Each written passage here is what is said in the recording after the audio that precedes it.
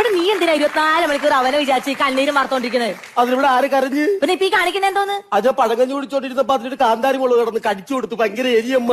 അപ്പൊ അടുക്കളയിരുന്ന പഴങ്കഞ്ഞി മൊത്തം നീ എടുത്ത് കുടിച്ചാ? അപ്പൊ ഇന്നും ഞാൻ പട്ടിണിയാ. അതല്ല വിശേഷം ഉണ്ടെന്ന്. ആർക്കെനിക്കാ? അങ്ങനെ വേലയ്ക്ക് പുറത്ത് ഞാൻ വീട്ടിനകത്തിരുന്ന കുറെ വിശേഷം ഉണ്ടാവും. അച്ഛൻ നിൽക്കുമ്പോഴാണോ വലിയ വർത്താനം പറഞ്ഞത്? അതല്ലെന്ന്. എടാ നമ്മുടെ ഹേമന്ത് ഇപ്പൊ ഇങ്ങോട്ട് വരുന്നു. ഓ, ഹേമന്ത് മോൻ വരുന്നത് കൊണ്ടാണ് ഇവിടെ ഇത്ര വലിയ സന്തോഷം. ചുമ്മാതല്ല ഈ വെള്ളക്കോത ഇങ്ങനെ ഒരുങ്ങി സുന്ദരിയായിട്ടിരിക്കുന്നത്. നിനക്കെന്താ ചെറുക്കനെ പറയുമ്പോ ഇത്ര ദേഷ്യം? നിങ്ങൾക്ക് എപ്പോഴും ഈ ഹേമന്ത് മോന്റെ കാര്യം മാത്രമുള്ള ഒരു മരുമോനില്ലേ കർണേട്ടൻ? ആ കർണേട്ടൻ കാര്യം നിങ്ങൾക്ക് വല്ല ഉത്തരവാദിത്വം ഉണ്ടോ? അവിടെ ഒരു കരിഞ്ഞ ഏട്ടൻ 10ാം ക്ലാസ്സിൽ പഠിക്കുമ്പോ 5 കൊല്ലം തോറ്റിരുന്ന എന്നെ പാരൽ കോളേജിന്റെ മുമ്പിൽ വന്ന് കൈയും കാലും കാണിച്ചിട്ട് എന്നെ കെട്ടിക്കൊണ്ട് പോയി. അല്ല, ഞാൻ അവനോട് എന്ത് തെറ്റ് ചെയ്തെന്ന് നീ പറഞ്ഞ എനിക്കൊന്നും മനസ്സിലാകുന്നില്ല. എന്റെ കർണേട്ട് എത്ര പ്രാവശ്യം പറഞ്ഞ 5 സെന്റ് വസ്തുവിലിരിക്കുന്ന തേക്കൊന്നും മുറിച്ചോട് കൊടുക്കുക. ഓ, മോന് മാത്രമുള്ള തേക്ക്, മരുമോന് തേക്ക് കുട്ടിയാ പറ്റത്തില്ലേ? അല്ല, ഈ വാടക വീട്ടിൽ താമസിക്കുന്ന നിനക്കൊക്കെ എന്തിനാണ് ഈ തേക്ക്? അതിനൊരു സർപ്പമഞ്ചൽ കട്ടിലുണ്ടാക്കായി. സർപ്പമഞ്ചല കട്ടില്